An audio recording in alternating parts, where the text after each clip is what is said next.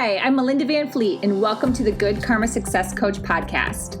I'm an author, speaker, and success coach who helps women believe in themselves, build confidence, and take action. In 2009, my husband Ryan and I were laid off at the same time, and we moved to the Florida Keys without jobs, not knowing anyone, hardly any money, and we never even been here. But we made it. And now, not every day is sunshine and rainbows, but we're living our best lives. All along in our journey, I've always said that someday when we get our shit together, we will help others. So each week, my intent is to be relatable and bring you tactical tips, tools, share my learnings and stories that can help inspire or transform you wherever you are in your career or general life and make an impact. I strongly believe that if I can do it, you can do it too. So what's stopping you? Welcome everyone to this week's Good Karma Success Coach podcast. And thank you in advance for joining us. I have my incredible co-host, my niece, Sienna Krieg, with me today. Hello, Sienna. Hello, I'm excited to be here today. Yes, and we are recording this on the last day of your 15 years of age, I guess you could say, right? Yes. Because tomorrow is your birthday. I'm excited. I know. How are you feeling about this big birthday? You're going to be 16. Honestly, I haven't really even realized that it's so close. It's tomorrow. And I feel like today I finally realized okay, I'm turning 16 tomorrow. Yes. Oh my gosh. And what did we just do together 2 minutes ago? We just published a Medium article on my first Medium article. We edited it through, we worked through it, and we published it. Yay! You are so fantastic. I love it. And it was so funny when you emailed me the draft last week through a Google Doc. It was so good. I didn't really understand that it was what you were submitting to me. I was like, did she know that was it? No, it didn't click because I saw that you had briefly said something in the email. And then I was like, why is she forwarding me these self-help tips? So you did so good that I didn't realize it was that. You did such a great job on your first article. You completely blew me away. I appreciate that. Yeah, kind of exceeding expectations, I guess you could say. Not that I thought it was going to be terrible or something. I just was like, wow, this is very professionally done. Very nice. So today we are going to talk about Debbra Lupien's 21-day meditation challenge. And she had published 2 books. One was a book of the meditations, and one was more of a book, I guess you could say. I love reading her stories and her personal journey, and then her conversations with Metatron, with Archangel Metatron. So we're going to talk about that today because you're almost done, right? Yeah, I finish tomorrow, which is cool because it's my birthday. That is really cool. How awesome that synchronicity worked out like that. That is really, really I know, cool. Right? Yeah. Yeah. And I think I only missed one day. I think you missed 2 or 3 days, right? So it just worked out timing wise. So you were really consistent too. So you want to share first, what are some takeaways from the book? What are some takeaways from meditation? Maybe share your meditation process and maybe how it's changed. Well, definitely when I first started, I think these books came at the right time because I was having actually a lot of trouble with meditation. And I feel like this really helped me get back into the groove of meditating, trying new things. And especially with the 15-minute timer, that was a huge trigger for me because I was I don't have enough time. I don't have enough time to do this. I need to do other stuff. I want my free time. And that was a huge trigger for me to get over. But I actually really like the 15 minutes now because it's just the perfect amount of time to get everything in, to just relax, do some self-care for yourself, and just overall have a good mindset. So I really liked that about the 15-minute timer. Yeah, I think that's really great. And you're right. So many people think they can't do it and they kind of create this little mental block. And Yeah. you realize it's just 15 minutes. Like anyone can do Yeah, it's not. So that's really cool. So before you started the challenge, were you meditating like maybe once a week, or, what was your schedule like when you were feeling like doing it?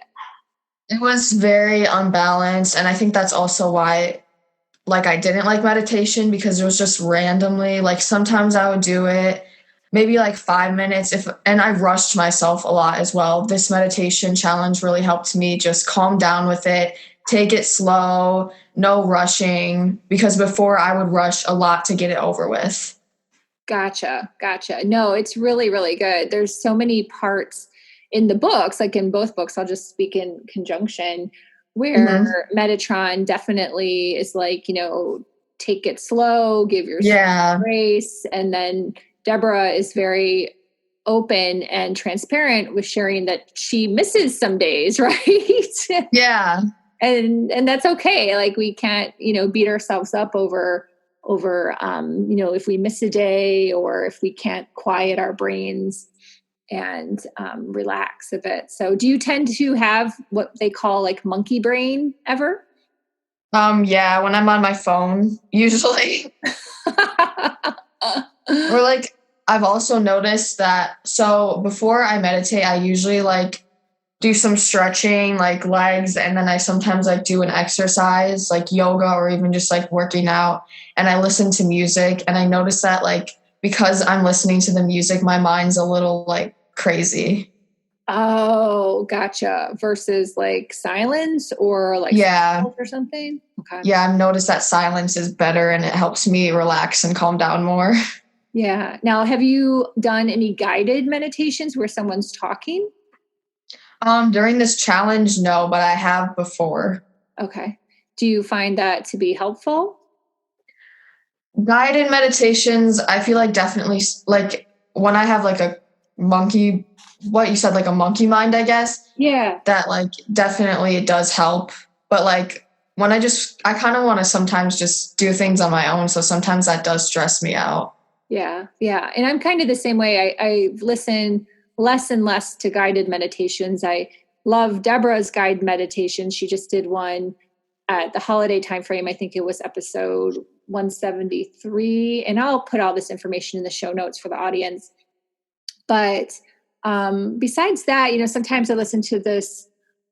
She's a manifestation expert named Mary Kate, and I tend to like her voice and what she says as far as affirmations. And I think I've forwarded hers to you, maybe. Have I? I don't think. Yeah. Maybe. Look. Yeah, it's been a while. And then sometimes like angel music. But Yes. Yeah. I would say for me now, 80% conservatively, 90% of the time, I just meditate in silence. I love the silence. It's amazing. That's definitely one thing that I kind of started doing during this challenge, because I used to just listen to music all the time. But then one day I was like, you know what? I'm going to try doing it without music. And it actually works out better for me. Yeah. Yeah.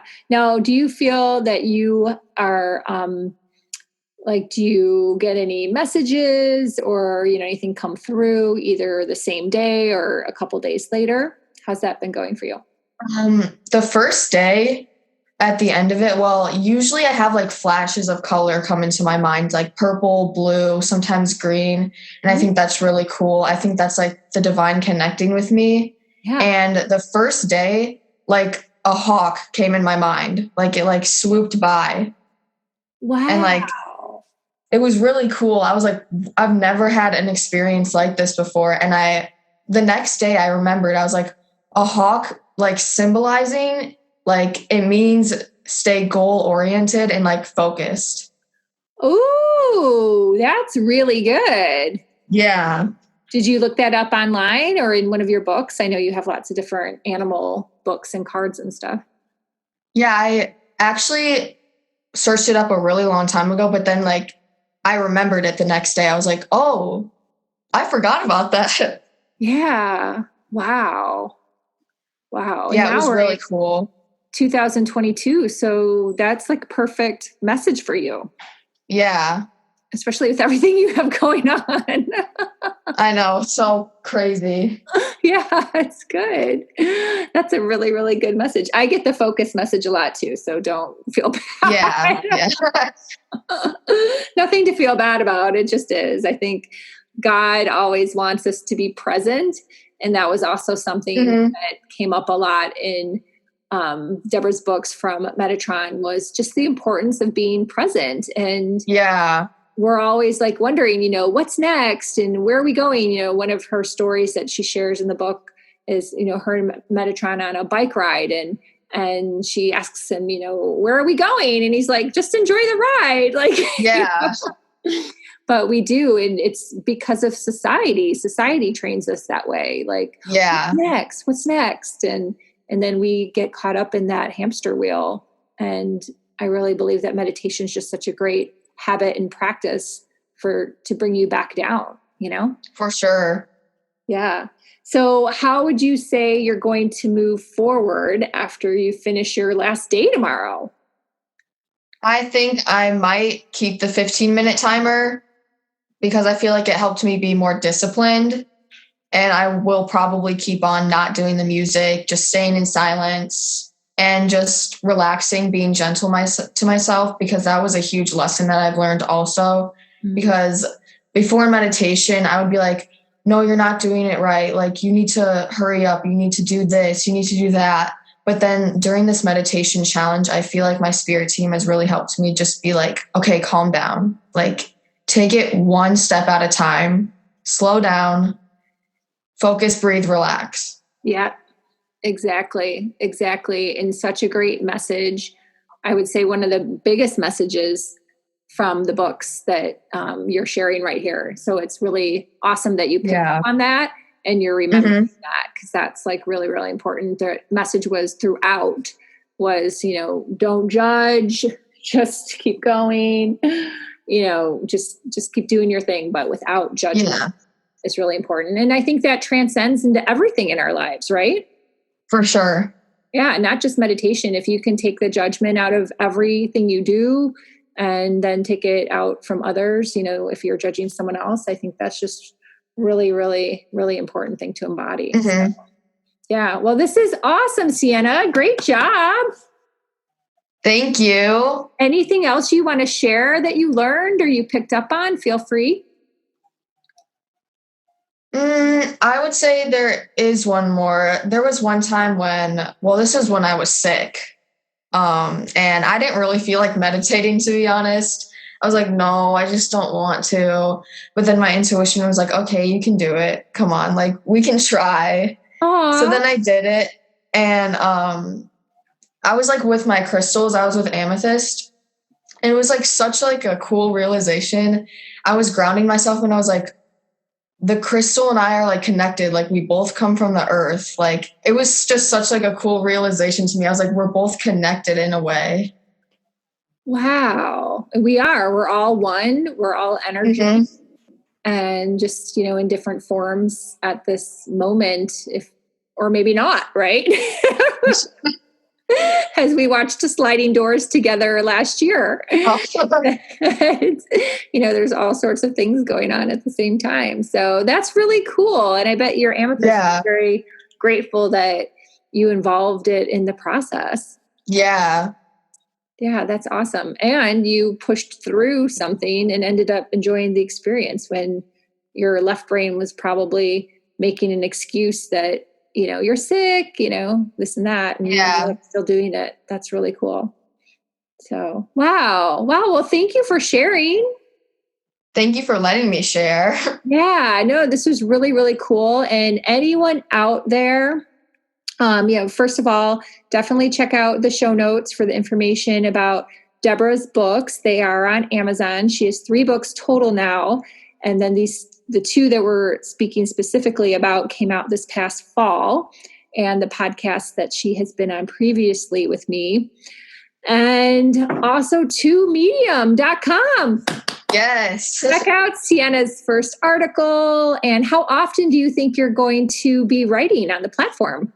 I'll start it slow and then continue to be more like closer to each other, I guess. I mean, I'll definitely write for this week as well. Okay. And then we'll see where that takes me.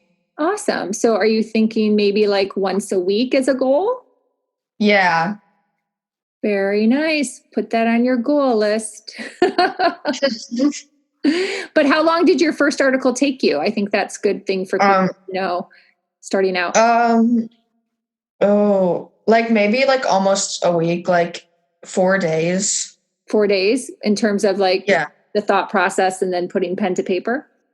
Yeah, maybe 4 or 5. Okay. Yeah, it gets faster as you get going and your channel opens up with more ideas and your team helps you. It'll get faster and easier, and then you'll be whipping them out in like less than 2 hours. So it'll be good. So yay. Well, I'm excited that you're on the platform. It's part 2 of your journey. Part 1 was starting this podcast last year, and then Medium's part 2. And then we'll be starting to work together on part 3, my next book, which will be super fun too. Yes. Yay. Well, this was awesome. I love you with all of my heart, and happy birthday. Thank you. And thank you everyone for listening. Please share this podcast. And if you know a young adult that can benefit from listening, or even encourage them to start writing or sharing on their own, I think that is awesome too. The more people we can help out there, the better. So thank you so much, Sienna. Thank you for having me. You're welcome. Love you lots. Love you too. Bye.